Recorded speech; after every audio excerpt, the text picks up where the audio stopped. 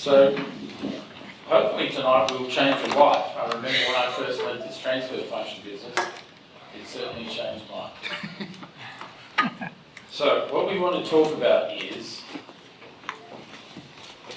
a situation where the current value of y, itself a time series, is modelled as a function of a predictor, which is also a time series.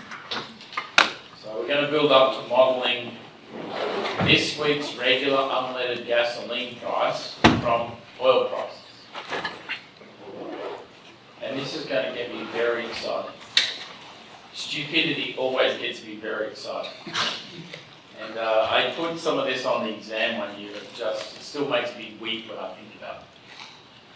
But I have learned from experience that we've got to start small, because there's a whole lot of moving parts here. So we're going to start with two examples where we know the answer. If we can't reconstruct the answer, we've got a problem, right? Correct. So people go, oh yeah, it must be this. Well, you give them something where you know the answer and they don't reconstruct the answer, then we've got a problem. So, generate example 1. We have these two time series, and we think of x as an input that occurs before y, at the same time or before. Yes? So we're going to look at credit card charge-off rates and defaults on business loans. Presumably you max out your credit cards before you default on your business loan, you'd think, don't you? Right? And they're both time series. So it's pretty easy. What you do is you put the x in the input list. That's what that input is. So that's the predictor. You can do more than one. But that's really the big lead. Aaron Rubenstein, he did more than one. But we're going to start with just one. Good? Mm-hmm. Then I'm going to commit a statistical sin here because I never look at this cross-correlation function at this point. I'm just doing it for illustration. I will be begging for forgiveness from the statistical higher being for the next few weeks for this. This is what's called the cross-correlation between y and x. And the thing that we have to get straight, which differs from some packages, is which is the bit that comes before. So, this is the correlation between yt and xt minus k. Are we good with that? Xt minus k? Mm-hmm. So, when k equals 0, that's the correlation between y at the same time as x. When k equals 1, that's the correlation between y and t minus 1. xt minus. Xt minus 1. Y and xt minus 1. So we're going to look at all the positive values in this cross-correlation function. Right? The x's that happen at the same time or before y. Do we get that? Yep. Yep. We've got really a problem if most of the correlations are with negatives. That's saying that y leads x. You've got the whole problem wrong, right? We're going to make the assumption that x leads y. Yes? That oil prices drive gasoline prices. Gasoline prices don't drive oil prices. Good? Yep. Yes? So, when you look at that plot, what do you see? A lot of positive correlations, right? A lot of positive correlations. Now, the trouble is, this is not very useful. This is not very useful. So imagine xt is correlated with xt minus 1. Yes? Right?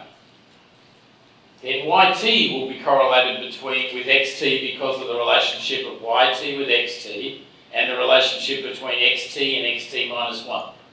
So we have just piled everything in them. Do we get that? Yeah. That's the problem. Because we really want to try and unscramble the y bit and the x bit. Yes? Yes? Yep. So, I just did some plots. YT versus XT, the correlation is 0.626. YT at XT minus 1 is 0.82. YT and X lag 2 is 0.91. And YT and XT minus 3 is 0.91. Okay, we good? So it seems that the Y and the X's are related here over a number of ways.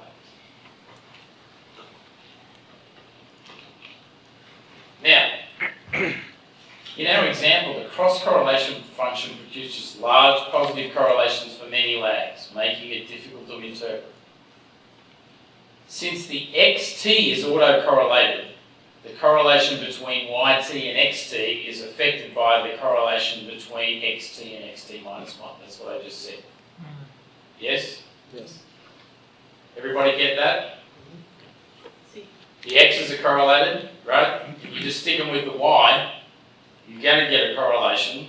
You're going to get two pieces. We want to separate some of these pieces out. So I have seen things like this. And then when you do the separation out, YT is not correlated with the X's at all. You're wasting your time. Right. One solution to this is called pre-whitening. I don't know who made this up, but they call it pre-whitening. So we're going to monkey with the data before we do anything. We're going to pre-whiten it. Right? We're going to pre-whiten it.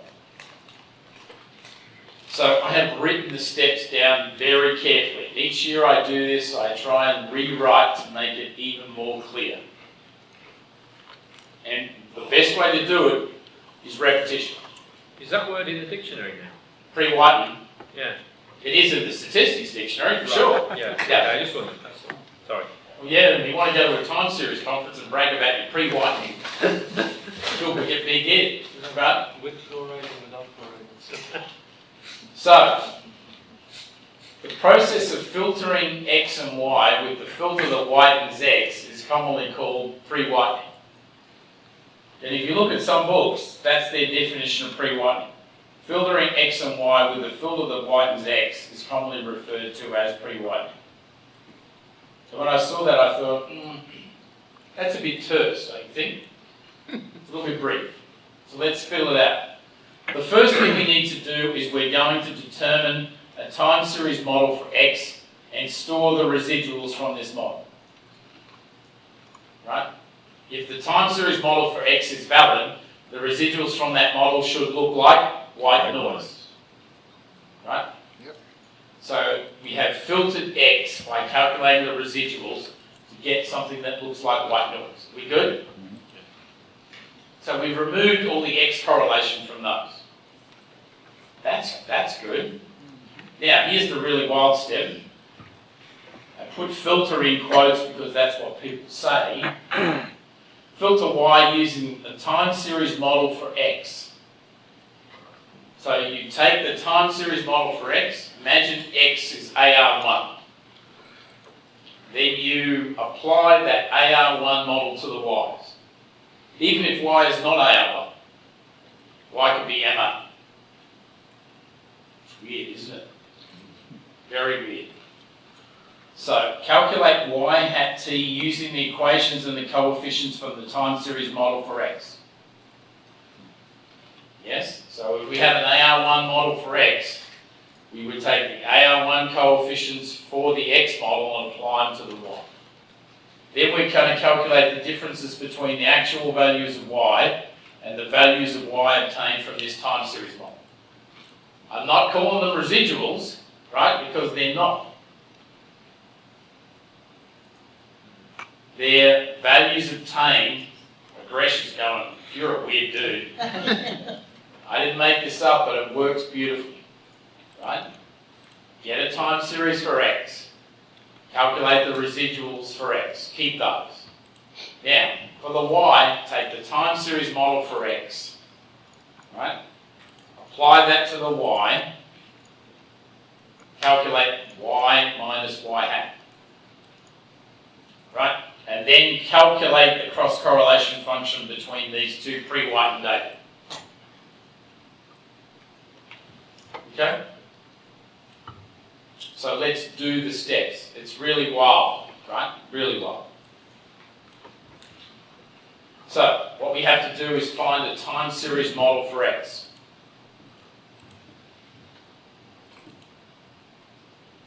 And once you've found the time series model for x, you put it in this pre-whitening step.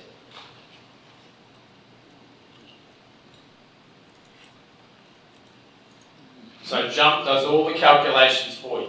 If you tell it what the time series model is for x, right, it'll calculate the residuals from the x model, and it'll calculate what's called the filtered values from the y model, which is y minus y hat of x, where you got the y hats using the x model.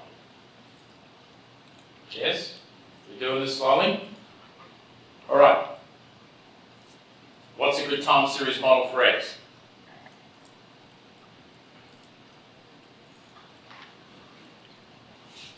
AR4. Four.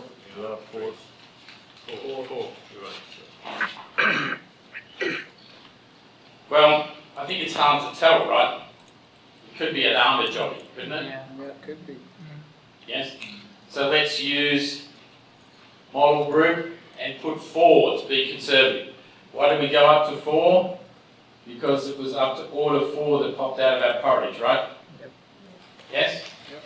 Yep. So we're going to try up to order 4, and guess what comes out as the best model?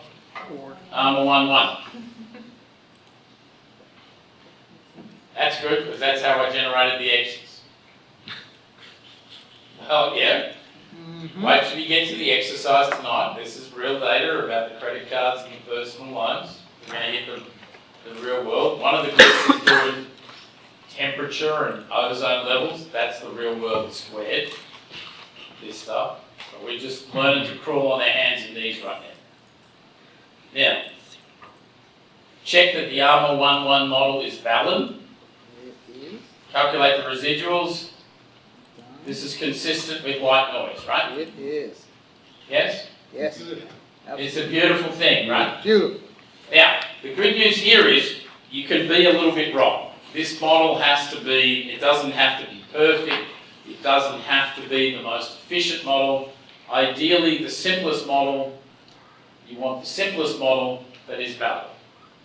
You're trying to remove the X structure from the X's. Cameron? So that answers my question then, is we don't need to go through the process of removing outliers and everything from this. No. Just have a valid model. We're trying to remove the X, the correlation between the X's from the Y's. Yes? Yes. So So Dr. Sridhar, in that case, when you are doing a REMA model group, if you have to, then you still use SBC, right? yeah, you still use SBC. You still use SBC. And we're still looking for one that's valid. But imagine there's AR1 that's valid, and there's a REMA 203. I'd be using AR1. Simple is good. Yes? If you don't get a white noise or perfectly white noise, I guess you can't go ahead. You can't go ahead, no. If you can't go ahead, if you can't get a time series for X, you've got a problem because you're going to need it at the end. Because imagine if we want to predict in the future, we need predictions of X to predict Y. Okay. Right? Remember Aaron's talk? You know, X is a time series that leads Y. We still need predictions of X in order to predict Y. So if you can't get a time series for X, time to look for another job, mate. Okay. Are we good? Good. Now, here's a beautiful thing, is all you do is tell it the pre-whitening order, which here is 1 and 1. Imagine X was seasonal.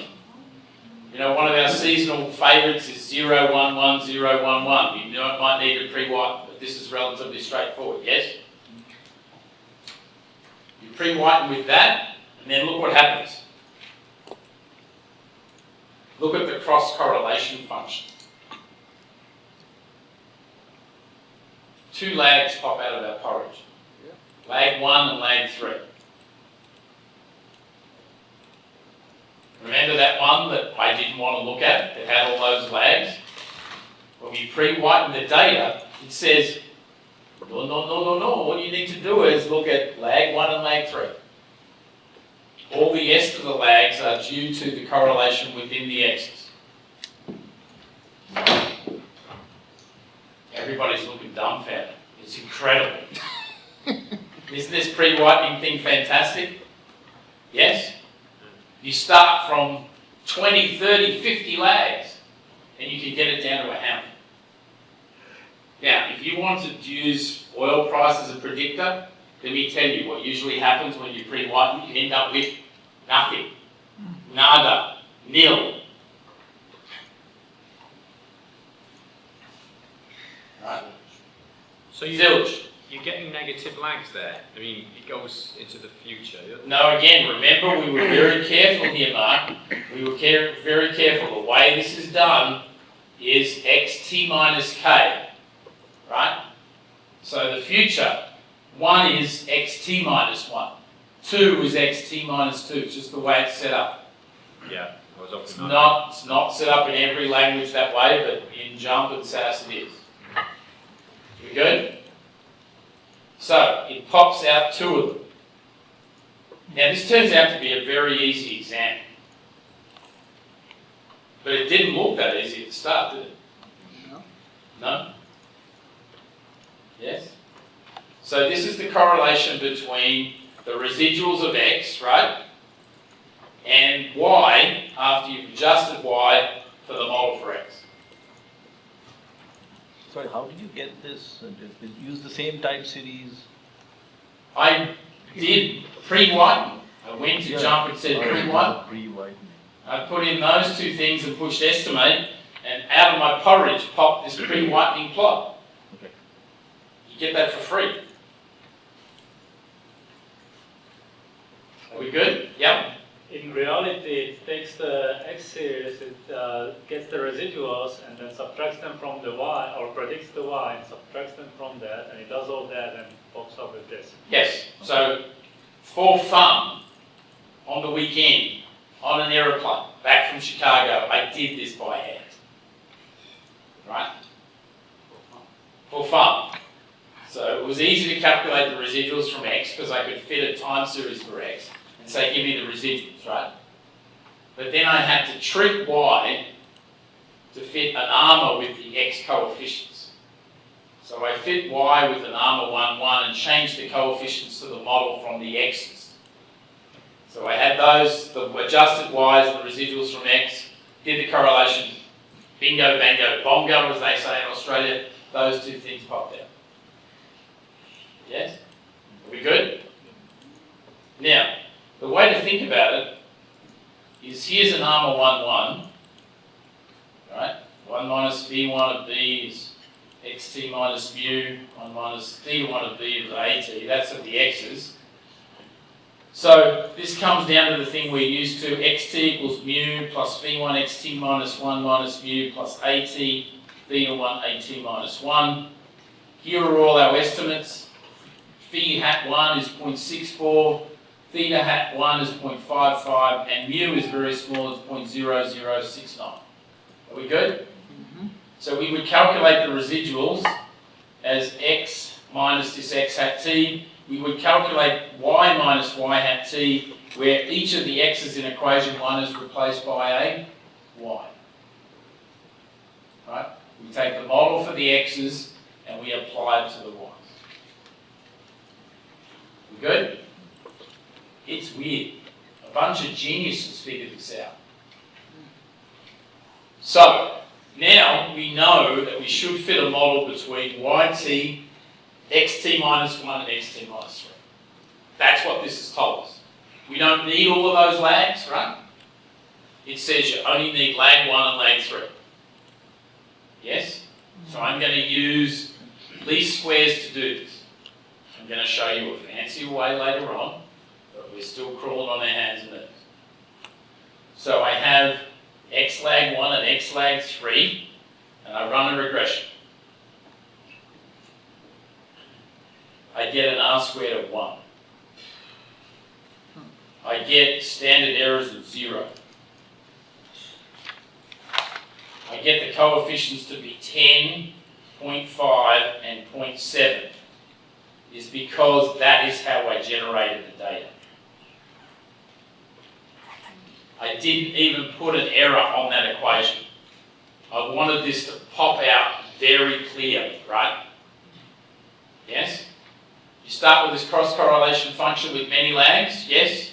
You've got no clue what to do. Pre-whiten the data to tell you what lags it is.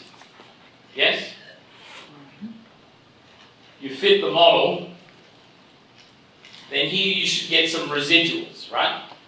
And then you have to figure out what residual structure you want for the Y. But I made this super easy by not having any residual structure for the Y. I made Y a deterministic function of 2x's. Are we good? I was very happy with myself when I thought of doing this. Yes? Because it's the simplest thing possible, isn't it? So go back here and look at the first graph and say, Y is a deterministic function of 2 lags of x. Really? That doesn't show there at all, does it? No. So what should we do? We should rewrite the data. So that was a bit easy, right? Let's start crawling on our hands and knees and do an example number 2.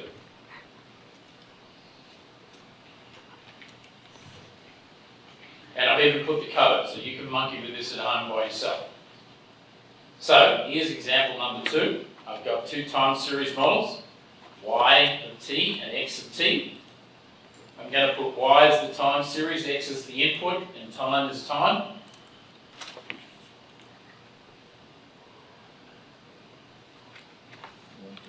I get 3 really strong lags and then some other kind of smaller ones, yes? Yes? Yep. Just to be something different. So if we get something like this, only 3, and then the rest of it is within the... No, please don't upset me, Tathagata. I'm not, I'm only doing this to show you. I never look at this block. Okay. So you still have to do the white. Please, don't upset me. Don't wind me up, mate. Don't wind me up. I'm trying to show you that this works whether you have a lot of correlations at the start or a small number. Yes? He's covering for Diego. That's right. Where is Diego? He's remote. I'm listening, Sam. He's listening. That's good. So let's go back to the pre-whitening. Let's go back to the pre-whitening. What do we do? Determine a time series for x, right? Calculate the residuals. Show that they are whitened. Take the model for the x's and apply it to the y's. And get some, what they call filtered y's, not predicted y's. And do y minus y hat. And then look at the cross-correlation function. And hope a small number of lags pop out. Are we good? It's a beautiful thing. Beautiful. So I guess as far as predicting in the future though, you're looking at that point at the lags for the x as to how far out you can look Yeah. out, not the y. Yeah. So imagine if it was like xt minus 10, that would be a good thing. You'd have 10 time periods warning, right? Yes? And then we're going to get to the thing is, okay, how do you predict x? You need predictions for x to drive y. Well, we can do that. SAS does this really well. We're still crawling. Okay? We're still crawling. So, here's xt. This looks like MA1 to me. Why does it look like MA1? The ACF cuts off at lag 1. The PACF goes on, right? Yes? We do SBC, MA1 pops out. The good news for me is that when I update this every year, I've forgotten how I generated the data, so I do go from scratch. So we have an MA1 model for the x's, right? So what's the next step? We check the residuals for the MA1 model and see that we have valid model, white noise. So we're ready to pre-whiten, aren't we? We are ready. We are ready. Yes? Yep. So we're just going to put a 1 in here for the MA. Yes? Yep. This is the part that I love. I get really impatient, especially when people are doing things that I think are silly. Flag 2 pops out. Right out the porch. There it is. Flag 2. Flag 2. Right? Yep. Just says lag 2. Yep. Yes? Whereas the regular cross correlation function, what did it say? 1, 2, 3. 1, 2, and 3. So you could do this, and when I was young and foolish, I used to set this up as a variable selection problem. But you've got time series data, and you're trying to do variable selection. Now this pre-whitening thing is just a beautiful thing. Beautiful. Yes? So, we know that we're going to look at y and x t minus 2. Y and x lag 2. That's all we need to look at. Nothing else. Are we good? That x gives us information 2 weeks ahead, 2 months ahead, 2 quarters ahead about y. So we're going to do a regression between y and xt minus 2 because we need to know what the error structure will be in this transfer function model. Right? The first part tells us what x to put in there. The second part says, now what model do we need for y once we've adjusted for the x's? Yes? So it's like what we did when we did regression. But with regression, we knew what x's to put in, right? Here, when x is a time series, we don't know which lags to put in until we do the pre-white. Yes? Yep. Good? So we do that, we calculate the residuals. What does that look like?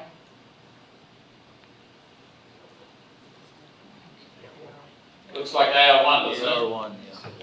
Yes, looks like AR1. The x's are MA, the y's adjusted for the x's are AR1. Are we good? Any questions? We can do our model comparison and AR1 pops out. And the AR1 model for the residual of y is valid.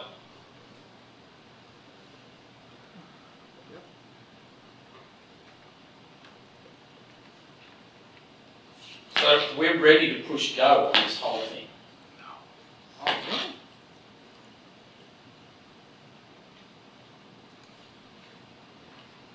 So we go over to jump and we go down and select the transfer function option. And then we get this control panel. Oh my golly gosh, there are a lot of things to choose, aren't there? Yes? Yeah. My spouse was home recently and she monkeyed with the television. And when I got home from class on Tuesday, I couldn't get it to work. So all these buttons have been pushed. A man was cranky. Can you imagine? Oh, yeah. And it was pretty late. I couldn't call up and say, what did you do to the television? So, what do we need to do? Well, the first thing we're going to say is it's lag 2. The input lag is 2. Remember, it's xt minus 2, so we're going to change that to lag 2. Yes? Yep. Makes sense. And there's only a single one. Now, we know that AR1 is the model for the residual of y, so we're going to choose p equals 1. Right? Because AR1 was the model of the residuals of y allowing for xt minus 2. Still real simple, this, isn't it? Look at all the buttons you can push. Yes? Yep. Imagine if x was really seasonal. Like CO2. Good luck with that. Yes? And then you push go, We'll change our project. I know. and you get this. first thing you do is you want to look at the residuals and check the residuals are white noise. Yep. They are. White. White noise. So we have a valid transfer function model. Now, the thing I love about jump over SAS, because wait till you see what SAS does, it prints out the equation. Oh. There it is. It prints out the equation, which still takes a bit of figuring out, but we fitted the equation yt equals 10.65 plus 6.97 times xt minus 2. And the true model is yt equals 10 plus 7 xt minus 2. We did pretty good, right? Yes? Then the AR1 coefficient is 0.515. So it writes this really weird thing over here. A 1 minus 0.5176 B for lag 1. That's an AR1 coefficient, an AR1 model on the errors. We good? Yes? Yes, Andy? Can you briefly explain, if possible, why it's in the denominator? That's a really good question. That's just the way it prints it out. I mean, I'm sorry, I couldn't hear Andrew's question. the question is, why does it put 1 over 1 minus 0.5176 star B? It does. I don't know, Andrew. You know, there's not a simple mathematical switch around, right? It's just that's what it does. It tells you that they are AR1. So, what is that num00 term? num00 term is the 6.97. It's the thing that you multiply xt by. But So notice I didn't look at that, I looked at the equation, because this didn't tell me that this was lag 2. The 6.9708 is of lag 2 from this equation. Okay? Yes? Dr. Sridhar, if there was multiple xt terms. Yeah, we're going to get there. Okay, That's where we're going next, yes. You'll see up to 8 in your near future. One more question about the B. What is that? B is the backshift operator. Same lag 1. That's a great question, Andrew. I don't know. All I know is recognition, right? Like I once had a fight with an executive MBA student. Can you prove to me why 1 plus 1 equals 2? Sounds weird, right? There is a deeply mathematical, philosophical proof, but we take that as a rule, don't we?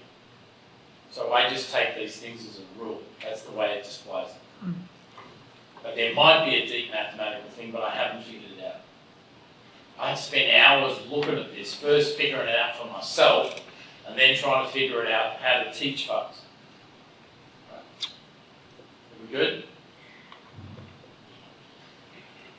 Now, we're going to create a SAS job. So here's where I find the SAS code, let's be being interesting. I would never have dreamed that that was exactly the format of how to do this. So whenever I want to do a transfer function model, I figure out the model in jump, and I push red try, and it will give me the SAS code. Is that a good plan? Yes? So here's the SAS code.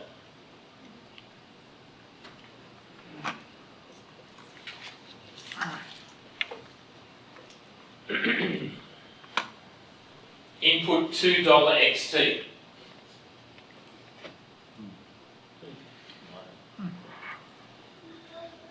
That was clear, wasn't it, from what we learned this semester? $2 XT. What do we know that must be? Lag 2 of X.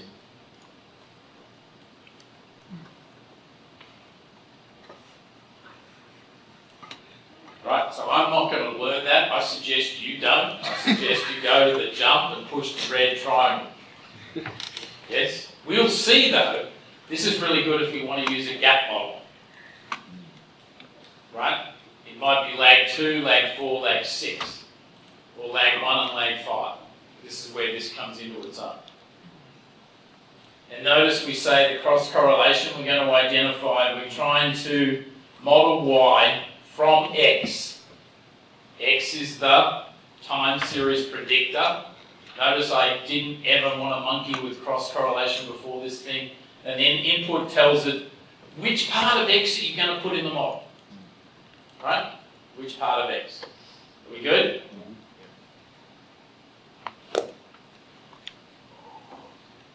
Then this is the output. Notice it gives the cross correlation function. It doesn't seem to pre-whiten the data.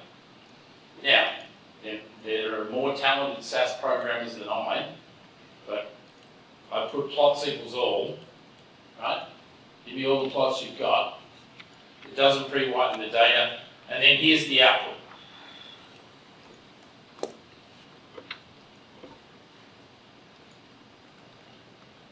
.64, 0.51, 6.97.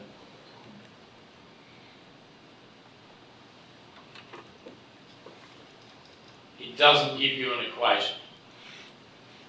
So you can imagine when you have a lot of terms, it's easier to look at the jump output, right?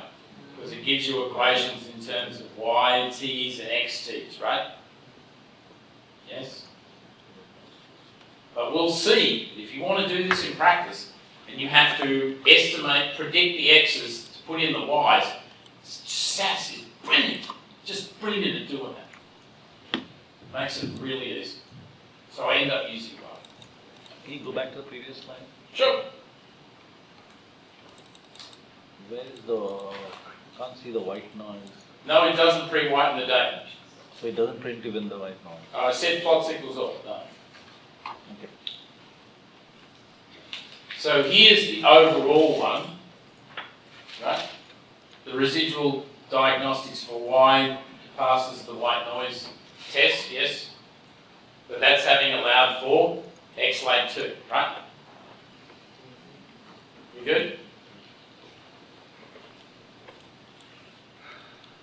Now, what happens if we ignore X? So this is what we always do. Let's model Y ignoring X.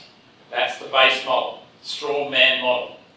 And let's compare the model with Y allowing for X. How much extra information do we get by allowing for X? Yes? Makes sense, doesn't it? So if we look at X's on its, if we look at Y's on its own, this looks like an MA1 model, doesn't it? Lag 1 in the ACF, other lags in the PACF. We actually pick that model, passes the white noise test, yes? Look at the residuals, they go from minus 20 to plus 20. Right, minus 20 to plus 20. Now let's compare the two. Right? BIC for the transfer function model is 2890. BIC for the model ignoring X is nearly 3 times as much, 6700. Yes? But if you look at the actual residuals, here are the residuals for the transfer function. They go from minus 3 to plus 3. And if I do them on the same scale as the MA1 model, that's 30, minus 20 to 30. Which one do you want? You want that model, don't you? The transfer function model has much lower residuals in all the predictions, yes? Yes? It's a generated model where the X signal is strong. So utilizing X gives you 2 time periods ahead, right? 2 time periods ahead, you know what's going to happen or what. Yes? And the residuals from that are plus or minus 3, not plus or minus 30. Have I got a deal for you? Would you want that? Differentiator. Yes. So can you give us an example in real life, one models that you have seen that typically have this kind of behavior that you apply? Yeah. When you went to Aaron Rubenstein's presentation about his capstone project, he had that. Okay. Okay, remember he was predicting, what was he predicting? The price, the daily price to Of rigs, rent right? an oil rig in the Gulf of Mexico. A weekly price, wasn't it? Weekly. And he had oil price, all sorts of things as indicators, and he had things that with 2 and 3 week lags, right? And he was able to predict when the market turned around. So I just still marvel, it's a marvel to me that you take these two complicated things. Once you pre-whiten the data, it becomes very clear whether you have anything or not. So this is basically predicting one time series model from another time series. Yes, absolutely. Hallelujah. Praise the statistical higher being. Absolutely. And if you go and do a master's degree in statistics at Texas A&M with your 2 or 3 semesters of calculus, you won't learn this in the first semester of the time series class because they say this is too complicated. But we do. There you have it. There you go. There it is. Because we're well trained. Remember last week? We were very well trained, weren't we? Better than some PhDs. In terms of practical time series modelling experience, yes? You must take a PhD. So, I'm done. now, we're going to start walking. We've been crawling. Okay. Now, what did we do? I want to write all the steps down in the transfer function model. Step 1, determine a valid time series model for X. Right? Calculate the residuals of X minus the model. Calculate Y minus predicted values of Y using the X model. It's called pre-whitening the data. Look at the correlation between those two pre-whitened entities. Decide which lagged X's you need. Right? Then you can use least squares or Proctor-Riemann with white noise errors to figure out the residuals of YT and the lagged X's. What model do you need for those residuals? Then you put that model back into the transfer function. Are we good? Yep. Good. Now, what happens when there's difference in your model? Yeah, I know, it was all too easy, wasn't it? Most of the series we look at change over time, don't they? So let's think about it. If we're going to look at using oil prices to predict, say, next week's gas price, we're going to difference the oil prices, aren't we? Guess what we're going to do to the gas prices? Yep. Difference. Get out of here. So here's my rule. It's never been broken, but it hasn't been put in front of this class before. Okay. When you difference the x's, you difference the y's. Right? I've never seen a transfer function example. I'm sure one of you will cook one up. Diego. That when you difference the x's, you generally difference the y's. What about the other way? So again, the x is leading y, right? Because if x is increasing, then y should either be increasing or decreasing, depending on the signs of the coefficients, but it means its mean shouldn't be constant. But never say never with this class. Okay. So let's look at gasoline prices. Let's do it. This should be easy. Oil price should be a forward indicator of gasoline prices, shouldn't it? Should be. My football team should win every week, but they don't. Alright? So, we're going to, and I updated the series until the end of September, and we're going to predict all of October and the 1st of November, first week of November. I did that this week. So we want to predict average unleaded gasoline price across the US from the weekly Cushing Okay, Oklahoma WTI spot price. So, there are the two series. They look pretty similar, don't they? Yes? Yes? Yep. Shoot me now. I wish I hadn't looked at that. Sorry for the folks know I yelled. Look at that disgraceful looking cross correlation. You can do that out to 100 lags each way and still pop it out of your corridor. Terrible. Terrible. Terrible. Terrible. Shoot me now. Don't torture me. Just put me out of my misery. So if you really want to know if somebody knows their time series, ask them about transfer function model. Seriously. How do you go about doing it? The input is a time series, the output is, what do we do? Just ask. You go to different dinner parties than I do. Why is this graph such a big deal? You don't usually look at that one. Sam, Come on, Sam. are you doing this to wind me up, mate? Well, it's working. It's working. Come on, Sam. There's going to be the Sam Gonzalez memorial question on every time series exam from this point on, mate. There are 51 lags there, right? Minus 25 to 0, right? And 1 to 25. And all of them are highly significant. So which one of these are we going to put in? Which lags do we need to model what? They're all highly significant. Not 51. No, you can't do it. Please don't do it. Don't. Don't upset me. Yeah. So we're going to pre-whiten the data. What's the time series model for the oil price? That's the X. You certainly need to do first differences, don't we? Yep. The thing I love about this is it reinforces what we learned at the start of the semester. This is easy peasy lemon squeezy, isn't it? Easy peasy lemon squeeze. And I have to argue with you about differencing. Remember? Go back and watch the videos. Why do we need the difference? Not anymore, Dr. Sheila. Please, come on. Yes, we need to difference that, don't we? Got to.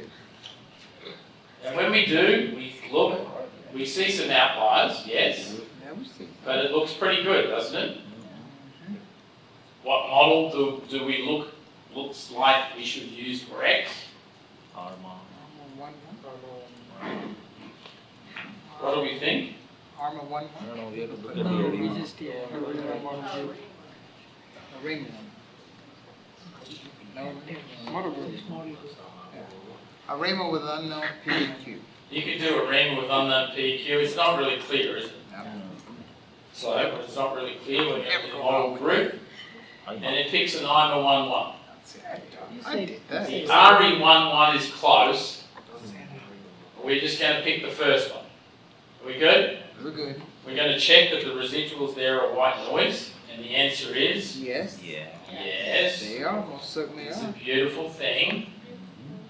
So then we get to pre-whiten the data. We have to put in a differencing order.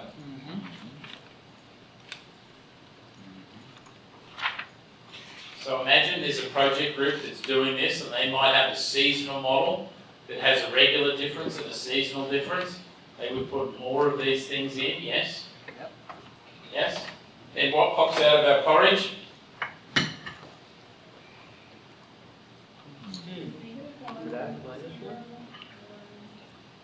Now, I've done this for years, and this is the most confusing version of the plot I've ever seen, and it happens to be your class. 2018 represent. There we go. All right. Yes? Yeah. So, which of the two lags, which are the largest? 0 and 1. The other ones, remember this is a correlation. This is not a partial. Right? This is not a partial. So some of the smaller ones, in my experience, you don't have to always put in. You can. You can. So I'm just going to go with lag 0 and lag 1. What does zero lag mean?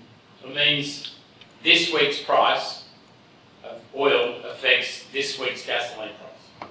And So this, yes, sorry, go ahead. but here we're talking about change. It says the change from last week to this week in oil price affects this week's change in gas price. But this is saying that the change over the last 2 weeks affects the change this week. So I know you said the largest of the two lags. Yes. And in this case it's 0 and 1, but hypothetically if it were -1 and 0, what does -1 mean? That means Minus next 1 is week. you've got everything backwards. Okay, so it would be Yeah, next week's unleaded, next week's oil price predicting this week's unleaded. Yes. Which is not Yes. possible. Which is, Okay. But we've got a problem, Suds. We better have our Vita polished to go somewhere else, mate. But Right? why is that even popping out here? I mean, in theory, you should not expect to see that, right? Suds, the world is not perfect. Why do some things pop out at lag 11? Because they do, right? Would a lack of zero indicate that there's a lurking variable driving both of them? There could be a lurking variable driving both of them because remember we're doing correlation, not causation. And I don't care about the lurking variable as long as my model predicts. Okay? But if all you ended up with is like 0, Yeah, then you're not in really good shape, eh? no, because it's not going to help. Yeah, okay. Hallelujah. That's why Rubenstein won the project prize for the best project. That he had a lag, he had multiple inputs, and he taught himself how to handle multiple input times. So just everything's always popping out significantly to the right. Yes. Does it matter if it goes to the left? If it goes to the left, it says that Y leads X. And that's why I say, Cameron, you need to have your resume polished so you can go and work in another industry. So, Because we use business logic that says X comes before Y. And if we don't know that, I'm not talking about the negative lag, I'm talking Left to about right. looking at the plot itself. Yes. versus the- I don't understand the question. So you So see if the how lag was- Hold on, one at a time. instead of significance goes up to the positive 0.4. What if it went to negative 0.4 instead? That's what I'm asking. Yeah.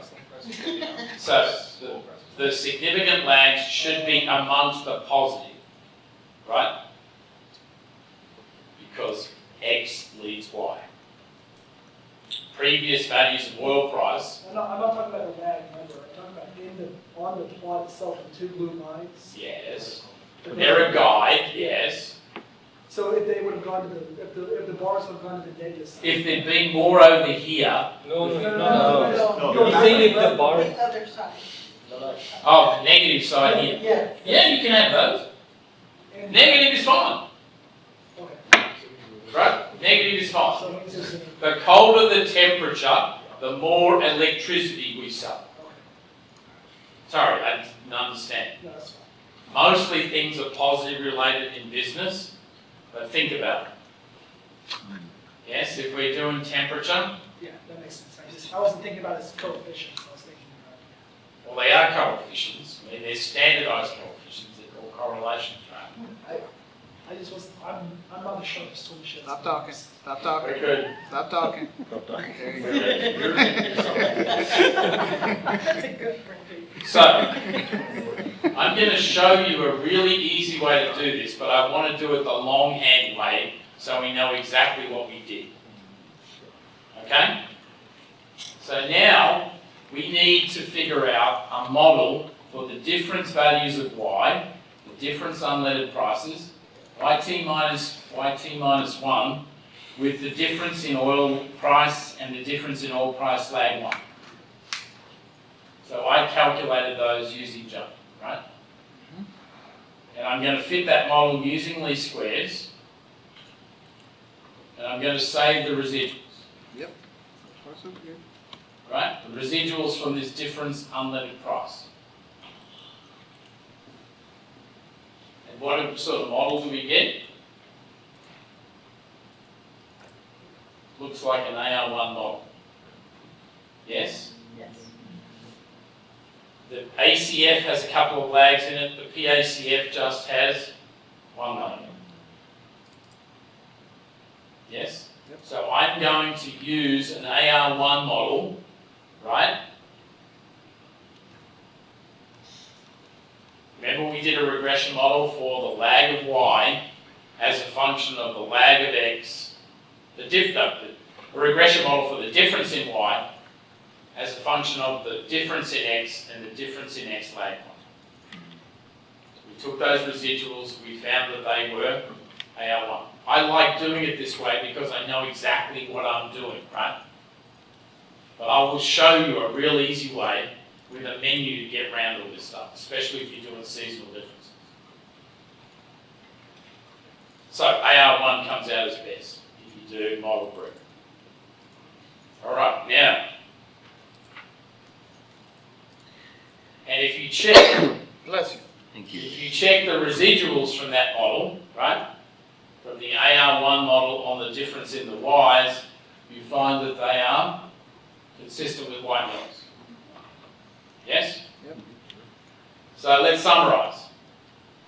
We're going to model the difference in y's as a function of the difference in x's and the difference in x's lag 1. Yes? And we're going to say that the error structure for that model is AR1. So, here are our differences. There's the difference in y, there's the difference in x. Here's the AR1 for the y's, and here is order 1. I had to put order 1 because I want to get not just the current time point, but I want to go an extra 1. Right? If I wanted to go to 2, I'd put a 2. If I wanted to go to 5, I'd put a 5. If you wanted to go do a gap model here, you can't. But you can in SAS. Okay. Are we good? Yes? Yep. Can we push go? Shiva, I have a question. Yes? Why did we put a order 1 of numerator operator 1 here versus in the previous example we put the input lag 2? Yeah, because in the previous example, Colonel, we had xt minus 2. Just a single predictor, lag 2. But Correct, here yeah. we want the same time and 1 previous. So that's why Okay. we put it up the top. Okay? So the 1 means we are going to go with 0 and 1. Yes, you always get Okay. 0 for free. Okay, thanks. And then what happens if you don't want 0? It starts at 1. You can use a gap model in SAS. But this is easier, isn't it? Because you just choose things on the dashboard. And the beautiful thing is when you push go, you can actually check from the formula what it gave you. Right? Are we good? So, this says the difference in unleaded price is modeled as a function of the difference in oil price. Are we good with that? Yep. See the 1 minus b in both places? Yes? And then this is the lag 0 coefficient is 0.0095 and the lag 1 coefficient is 0.052. Right? The B says that difference is lag a week. You see why I wanted to do the lags in jump? To know exactly what the predictors were? Yes? Yep. That's what makes me feel good that I know what I'm doing. Now, when you look at this model and the coefficients, I smile. Let me be polite. I want to break out with hysterical laughter at the stupidity of this, of the ineffectiveness of the model that's going to be. And why is that? Because the coefficients are so small. Yeah, the coefficients are so small. Right? The coefficients are so small. The coefficients are, take the change in oil price, $45 to $40, and you're going to multiply that by 0.0095. It's like 0.01, right? Divide the change by 100. Don't bet your house on that one. Yes? The coefficient's really small. Now, I found somebody write something about Canadian exchange rates and oil prices and said that one drove the other, and I went, oh, that's a nice challenge. I couldn't sleep until I fitted the model. And then I put the model on the final exam. That made even more fun. And it was a very statistically significant model, but the coefficients were really small. You had to change the price of a barrel of oil by $50 to move the exchange rate by 1 cent. And you laugh. A lot of people got that wrong. A lot of people got that wrong. Who knows what's going to be on this year's exam? Who's a genius? I'm always looking for these things that are statistically significant, but practically useless. That's why one of the groups that was doing something about oil prices, I got really excited, didn't I? So, yes, Aaron. So why would someone write an article about that? Publisher. Take a picture right up so that it can show up on a final exam. So it can show up on a final exam, yes. Who knows? Very respectable place. Okay. Now, the other thing that makes me also feel good is if you go back and look at the least squares coefficients, we had 0013 for the intercept, it was 0015. We had 010 instead of 0095 for the instantaneous difference. And for the lag one, we had 006 and this is 005. The coefficients are pretty similar here, right? Just with least squares. Why are they pretty similar? Because look at the AR1 coefficient. The AR1 coefficient is 0.37. So the memory in the process is it's forgetful. It's getting like me, mate. 0.37 is not a very strong AR coefficient, is it? And then the coefficients are so small. So what do we get over the least squares with the transfer function model? We get to pick which parts of X we put in to predict Y, right? So imagine at the start of the semester, I had told you that in order to predict this week's unleaded gasoline price, you'd have to take the difference in the gas prices, the difference in the oil prices, and lag one of those. You'd think I was a raving lunatic, wouldn't you? Yes? And now, it just comes out, doesn't it? Because we want stationary series, don't we, Sam? We want to work with stationary series. We don't want to work with anything that's non-stationary. Good. Here are our residuals from the transfer function model. They pass the white noise test. So we have a valid model. Now let's create the SAS job.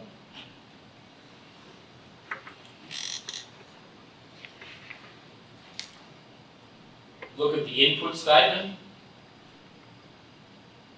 Parentheses 1 over. And Andrew, I don't know why they chose that, mate. It's just the SAS code.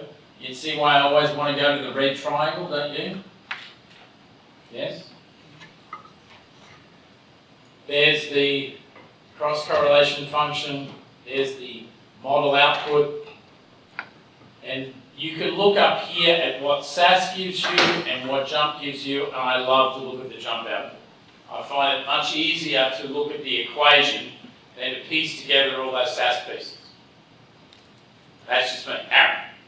Why is in each equation a fraction and leaving the t at the very end of each one? Why isn't that whole lot? Why is this? This is the AR1 coefficient. That was Andrew's question. Why does it write 1 over? It just does. It says that the errors here are an AR1 model with coefficient 0.37. Okay? Diagnostics look beautiful, don't they? I mean, if there was ever a channel of statistical hoaxes and jokes, I could give a 30-minute talk about how beautiful this model was. And then we'll see the predictions are awful. It's a beautiful statistical model that produces rubbish. Rubbish. Rubbish all.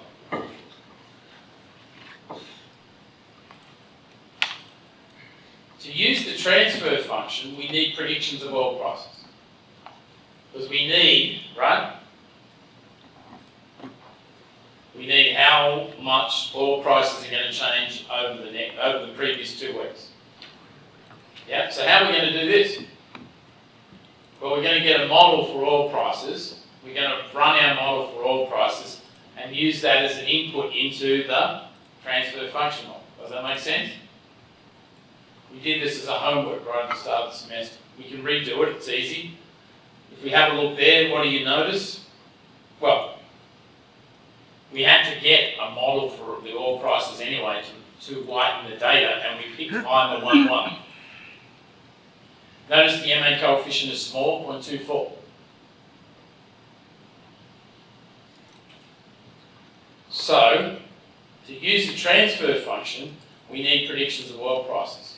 So here's the most beautiful thing that every year when I look at this, I weep with joy. What you do is you take the code, you see the code here for SAS, identify variable equals average unleaded price, cross correlation, yada yada. You see that? We're going to add in just 2 lines of code. We're going to add in identify variable equals oil price, estimate Q equals 1, right? There's a 1 in this, so for the differences in oil prices, we're going to fit an MA1 model. And if you put that right before the cross-correlate the transfer function model, SAS automatically takes the predictions from the top model and plugs them in for you in the bottom one. It's a beautiful thing. Yes? Wow. Wow. Now, I don't know how to do that easily in Java. So, everybody get it? Got it. Write the program for the X. You put the program for the transfer function below it. You don't even have to tell it. It knows. It's genius. Magic. Take those predictions. Yes? So that's easy, isn't it? And then we get our predictions. Here's our predictions. How do they look? $2.49, $2.49, $2.49, $2.49, and $2.49. Don't come back on Monday. But it was a beautiful looking model, wasn't it? The model was gorgeous. Had me fooled. Well, the trouble is, it's got AR1 and MA1 terms that are weak, yes? Yeah, that's what And I it thought. uses just what's happened in the recent past. And we know with those things that it reverts back to the mean. Again, it's amazing how much we've learned, right? There is a great program behind this whole semester. Now, let's do it ignoring the oil prices. Maybe we'll do better, right? Maybe we'll do better. So here's the unleaded price. Here are the differences. RE11 works out to be best. The coefficient here is 0.5. RE11 model is valid because the residuals look like white noise, right? Yep. And then we run the SAS code and say lead equals 5, forecast, with P equals 1 and a difference. So that's ignoring the oil prices. Just give me an RE11 model for the gasoline prices. How do those forecasts look? $2.49, $2.48, $2.48, $2.48, $2.49. Close to it. Now I hope I've got my Vita polished. I got all these executive search people on speed email. Now, let's look in terms of SBC. The transfer function model has an SBC of 1615. This one has minus 1483. So the transfer function model wins by about 10%. Yes? Wins by about 10%. Yes? Can you compare the two SBCs? Yes. But they're two different models. Yeah, they're about the same Y. Right? It's on residuals on Y. Log residual sum of squares divided by n plus a penalty term. Yes, we've had all these arguments. Good question though. That gives me another idea for a question. Thank you very much. Got the answer. So there are the predictions.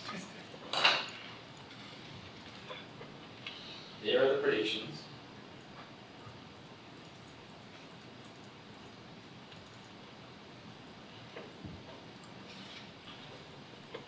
And within the sample, they look pretty good, don't they? It's that differencing business. And if you change the mean enough, everything looks good. Yes?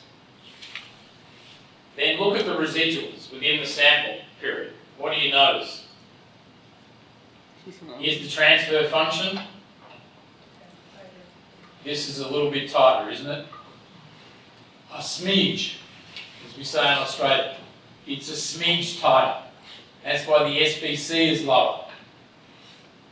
Now remember that one where we generated the data?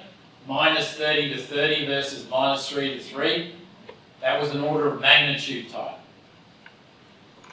Yes? And here are the predictions. Red is the truth.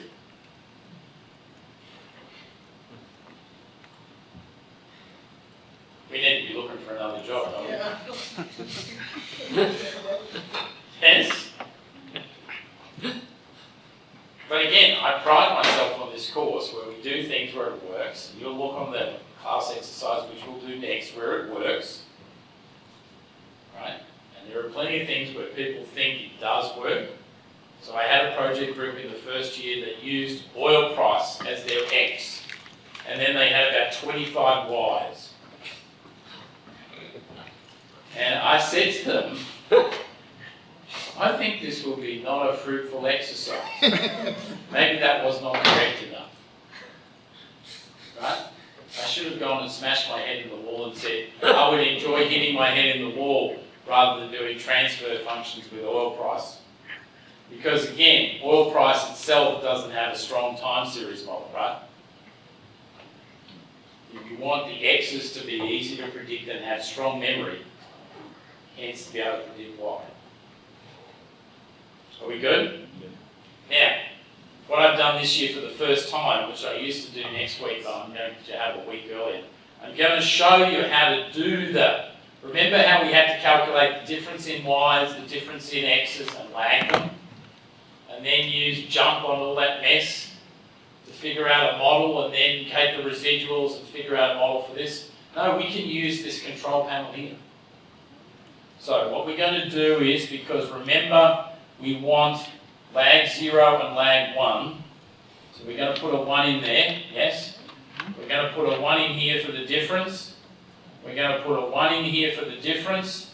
And we're not going to put anything in for the P's and Q's. So what we're doing is fitting like a white noise model, right? That's saying in the left-hand side, take the difference in Y's and model them as a function of the difference in X's and the difference in X's lag 1. Yes? Yep. Take the residuals. So, this is it. And notice that there's nothing here with this E of T. It assumes that E of T is white noise. There's no AR or MA coefficient next to that. Yes? Then we take the residuals from that, which don't pass the white noise test, do they? They do not.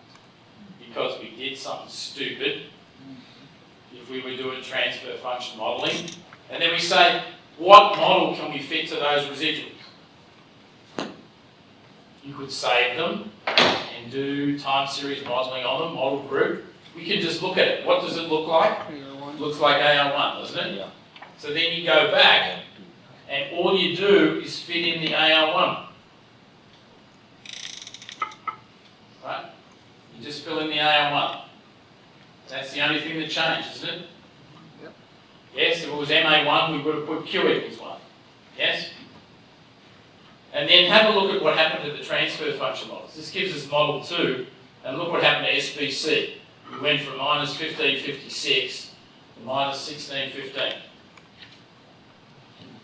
So making the errors, changing them from white noise to AR1, improved our model dramatically, yes? And there's our beautiful plot, which we've seen before, the model and the residuals which look like white noise. And here's our AR1 term. Are we good? Good. Now the thing that really helps you is being able to use this control panel by making these P's and Q's 0. So whatever differences you need and whatever lags you need, you can put in here. Yes? And it will fit a model with white noise errors, so you can calculate the residuals and then do time series on that. Yes, Sam? What if the ACFs and PACFs show like ARMA?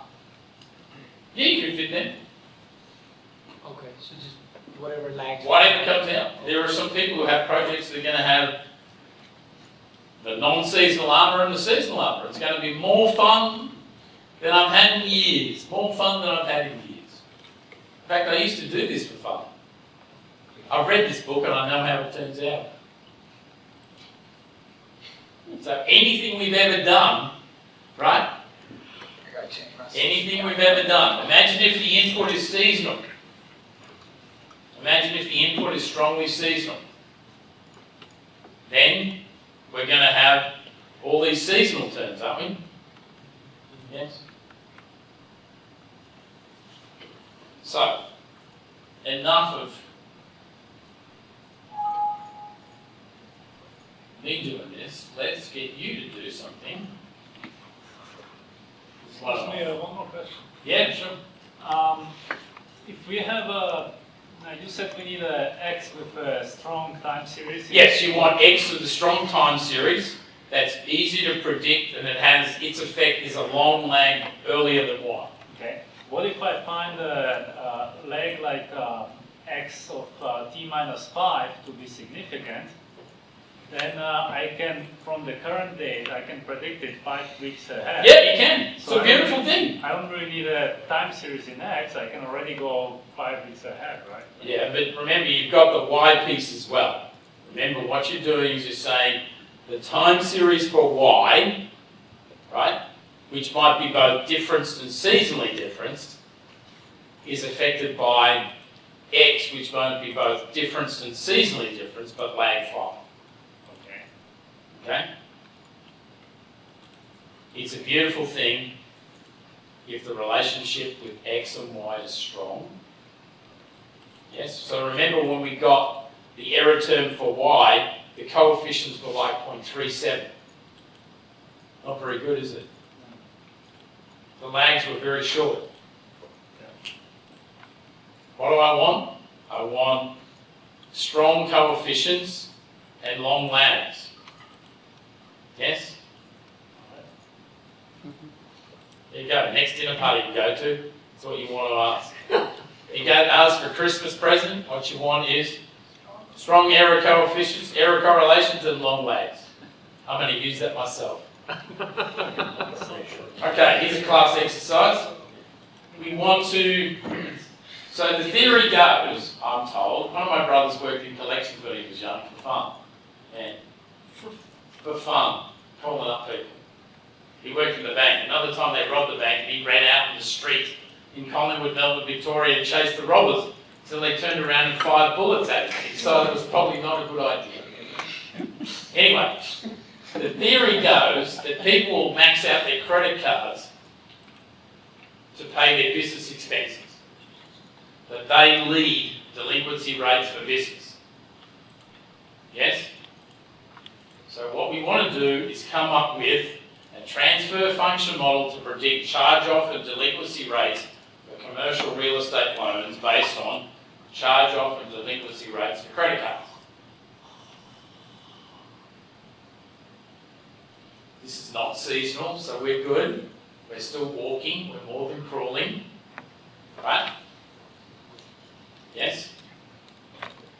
Yep. How do you measure that? Well, you can look up the reserve, the Federal Reserve. It's No. their data.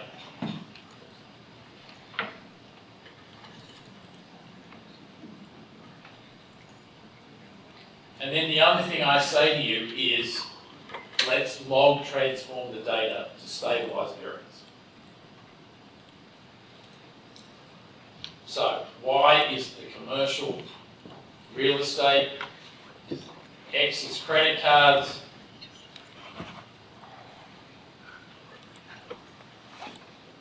they look pretty similar, don't they? Yep. One seems to kind of lead the other. Yes? You're going to have more fun than going on holidays with this one. Yes? Yes. So what's the first step going to be? Difference. Difference X. Find a time series model for X. Yes? Pre-white and Y. Yes? Look at the cross-correlation function. Yep. And we've done 4 homeworks. You'll get your homeworks back. Richie's been out of town for a family bereavement. So they're done. They'll be sent back tomorrow when she's here. So my approach is, this is a graduate course. I don't have to collect homework every week. I want you to do these exercises. I will go over the taxi one because that's quite difficult. Right, next week? Yes? So what I want you to do in the next 35 minutes is have a go at this. And then we can reconvene. Is that good? You don't have to hand this in. Are you coming back? We're going to come back at 9 o'clock briefly. Okay, let's reconvene and see if we can unravel this wonderful Let's peel this problem. onion. Let's peel this onion. Peel this onion. So Y is the commercial loans on the log scale. Yeah. X is the input, is the credit, cards, time. Okay. Looks good. Dr. Schiller, I cannot see your slides. Okay. Thank you, Elementary. We'll get those fixed. Got a few dreams. In the class, we can see it. Yeah. Alejandro, Did you click the quick start? what are you smoking? Alejandro, you're holding up the Sorry, class. sorry, my bad. Is your computer on? Okay, let's calm down. It's like a football match. I need a whistle. Alright, step number 1 is. Now I gotta give a valid mark. You're not sure. Go to the X. Yeah. We're going to Difference in the develop a model for X. Rima. So we're going to difference that. Okay. a single difference. Yeah, let's just do a single difference. And then do an ARIMA model group. Right? Uh-huh. Yep. Yep. What did you choose for the model group? 1, 1, 1. Let's do 2, 1, 2. Evolve.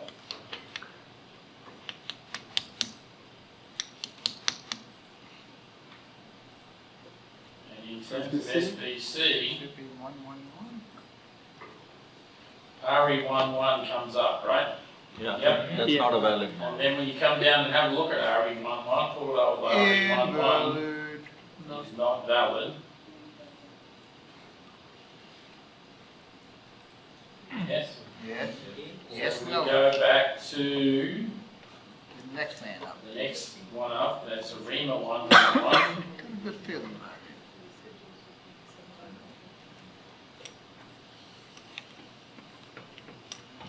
Which is valid. Look at that, it's a beautiful thing.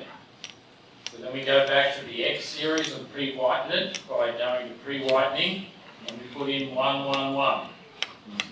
Everybody with us? Yep. Liking it, liking it. Which estimate. Here's our cross-correlation function. Yep. Yeah, We 1 and 2. see 1 and 2. 1, go. 0, 1, 2, 5, and 7. Oh, Yeah? Yep. I didn't see that. Let's be conservative. Stick them all in. Yes? Yeah. So we're going to then go to transfer function. We're going to put a difference for the Y. We're going to put a difference for the X. Oh. And we're going to put, what lag are we going to put? 7. 7. disturbing, yeah, that covers everything. That covers everything. That's wild. We good? And notice we haven't put, I thought you have to put it in input lag. Yeah. no, we want all the lags up to 7. Doesn't that come in the last one? No, the input lag, if you put lag 7 there, it has one lag, lag 7. Okay, that's the. If you put 7, it says give me 0, 1, 2, 3, 4, 5, 6, 7. There we go. Ah, Makes sense. Well, the example had a 2 in there. because it was just Yeah, lag 2. okay. I mean, I understand It's that. got course in it. Now But you we got it understand. now. Uh, We're going over Dr. this. Sridhar, does it matter if you put a 12 or a 4 because it's a quarterly data? It's supposed to be seasonally adjusted, so I don't know It doesn't, why you would be it doing doesn't that. matter, right? Again, I wouldn't be doing anything I didn't need to do. Okay. So here's our transfer function model. Look at all these parentheses with random white noise errors. So what we have to do is we have to look at the residuals, and we look at the residuals, and they're not white noise, they look like AR2, right? PACF goes on, ACF cuts off. It's a beautiful thing. You see why we did all that stuff at the start of the semester, yes? Yeah. So, transfer function. Dr. Shearer, excuse me. Yes. Don't you want to make that model parsimonious first? No. Well, don't upset me, mate. You wanted me up, I need to get home. Come on. I've got to make it valid. I've got to make the model valid before I start touching it, right? You can't believe any p-values unless you have a valid model. That's another good question. That's the Diego Memorial question. Thank you, Diego. You're welcome. Okay. 2, 1, 21. Oops. Yes, that's what we put also. 2, because it's AR2. We're going to put a lag 1 here. We're going to put a 7 over here. And we're going to put a 1.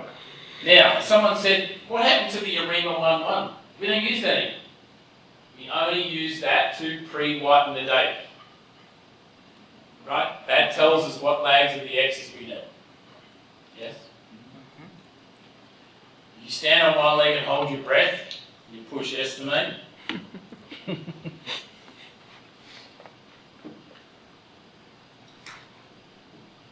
here's better. Both of the AI coefficients are significant. Let's look at the residuals. I got a good feeling here now. They're just beautiful, aren't they? Makes me weep. It makes me weep with joy. Thank you, JT. No problem, Dr. Shearer. Now, let's look. You have a lot of these lags that are not significant. Right? So lag 3.6, lag 4.39, lag 6.25. So I would do a gap model where I would remove those lags.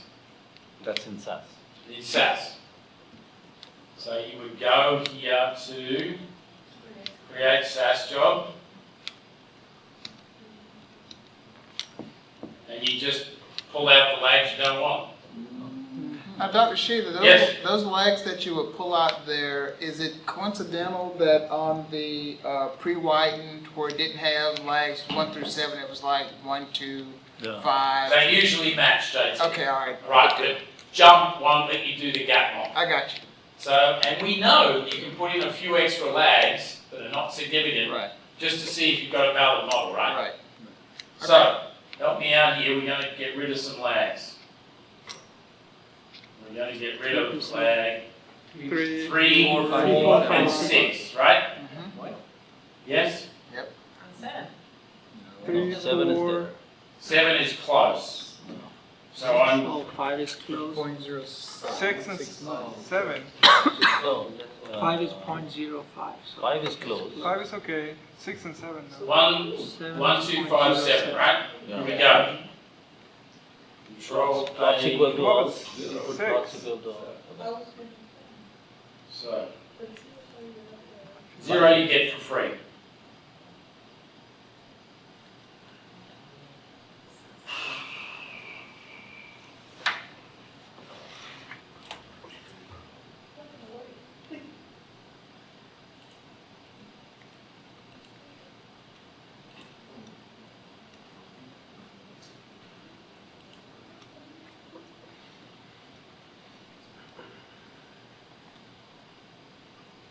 tear up already, Mark.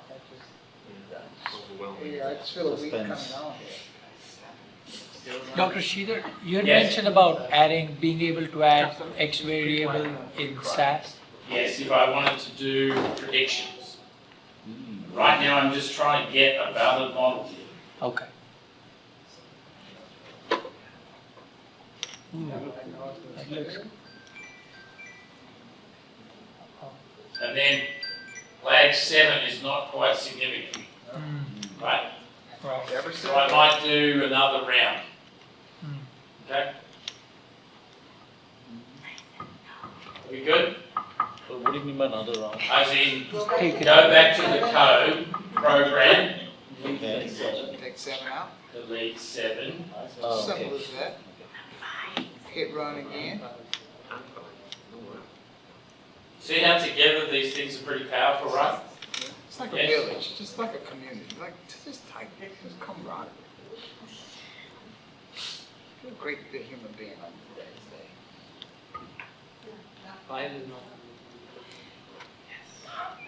And then 5, you can get rid of 5, and the people who just put in 0, 1, 2, they did well. And that track, I mean, Cameron, we were those people, right? if I had put just 0, 1, 2, you would have been all over me like a cheap suit, right? Yeah, we would have been. Yeah. Okay, are we good? Good. So it's very complicated, isn't it?